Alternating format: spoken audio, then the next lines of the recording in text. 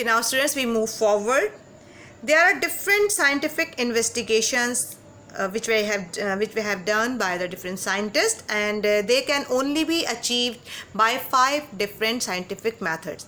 यानी अगर किसी साइंटिस्ट को अपनी कोई इन्वेस्टिगेशन करनी है तो on the basis of these different scientific methods person और the scientist can achieve its success. पहली चीज़ जिनको सामने रखना हर साइंटिस्ट को ज़रूरी होता है वो होती है उसकी ऑब्जर्वेशन. मीन्स के we have got 5 sense organs. अब उन 5 सेंस ऑर्गन्स की मदद से जो चीज़ हम ऑब्जर्व करते हैं, सिर्फ हम देख कर, सुन कर, चख कर, टेस्ट करके या उसको टच करके जो चीज़ें हम सिर्फ ऑब्जर्व करते हैं, that is called as an observation. For example, we can see that sky is blue, the grass is green, the flower is red. या इसकी स्मेल ऐसी है, या इसका साउंड ऐसा होता है, या टेक्सचर ऐसा है, सॉफ्ट है, हार्ड है, ठंडा है, गर्म है. जिस चीज़ को हम सिर्फ अपनी पर्सनल फिज़िकल उसकी अपीयरेंस को हम अपने 5 सेंस ऑर्गन से उसको फील कर सकते हैं, उसको ऑब्जर्व कर सकते हैं, उसको विजुअलाइज कर सकते हैं, दैट इज़ ऑब्जर्वेशन. जो अभी हमने किसी परफॉर्मेंस नहीं की, कोई उसके बारे में इन्वेस्टिगेशन नहीं की, लेकिन सिर्फ उसकी फिजिकल अपीयरेंस की बेसिस पे जो चीज़ हम फर्स्ट उसकी चीज़ को ऑब्जर्व करते हैं, that is observation. Then next is hypothesis. Hypothesis means guess. किसी चीज़ के बारे में एजम्पशंस या ख्याल या तसव्वुर को लाना हाइपोथेसिस कहलाता है. यानी जो चीज़ हम देख रहे हैं या जो चीज़ हम सुन रहे हैं, समझ रहे हैं, क्या वाकई वो है या नहीं है.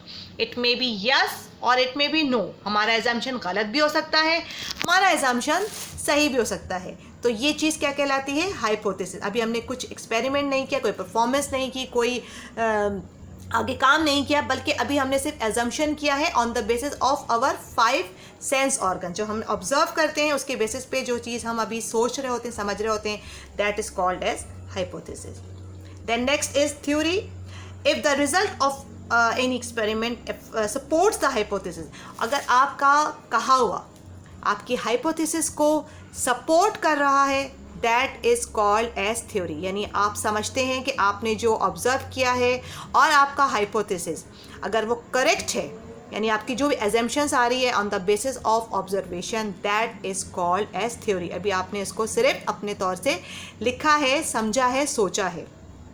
Then we have got finally we have got experiment. अब जब आपने उसको लिख लिया, समझ लिया, आपकी ऑब्जर्वेशंस भी सही थी, आपका एजम्पशन या हिपोथेसिस भी सही था, आपने वो जो चीज़ तो लिखी थी थ्योरी, अब वो अगर आप उसको प्रैक्टिकली अगर हम उसको करके अगर हमारे पास जो रिज़ल्ट आ रहा होता है, that is called as experiment. और उसके लिए हमें क्या चाहिए होता है? हमें डिफरेंट अपैरेटस चाहिए होते हैं, उसके लिए मुख्तलिफ सब्सटेंसेस चाहिए होते हैं, जो कि हमारा यानी हम ये तसव्वुर करते हैं कि जो हम थ्योरी हमने पेश की है उसके लिए हमें कौन कौन से अपैरेटस चाहिए होंगे, किस तरह से हमने उसको पुट डाउन करना है, किस तरह से उसको हमने मिक्सड अप करना है, that is called as the experiment.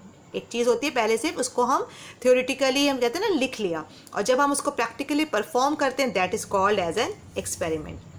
And the last one is the law of science. Means it is अगर आपकी थ्योरी जितनी दफ़ा भी आप परफॉर्म कर रहे हैं और आपका एक्सपेरिमेंट बिल्कुल एज इट इज़ आ रहा है, जैसी आपकी थ्योरी थी, जैसा आपका अजम्पशन था, जो आपकी ऑब्जर्वेशंस थी, तो वो चीज़ अगर बार बार बिल्कुल सही हो रही हो, करेक्ट हो रही हो, that becomes law of science की. यानी आप इसको चाहे बार बार करें, जितनी दफ़ा भी करेंगे, ये आपका एक रूल बन गया, एक लॉ बन गया, ये हकीकत बन गया. तो आपने ये चीज़ परफॉर्म कर ली, वो आपके नाम के साथ बिल्कुल परफेक्ट हो जाएगी. That is called as the law of science.